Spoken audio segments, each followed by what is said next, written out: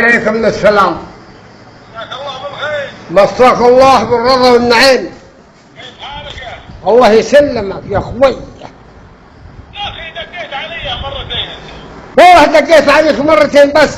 انت معايا واحد، معايا زميل. يا اخي انت اللي دقيت.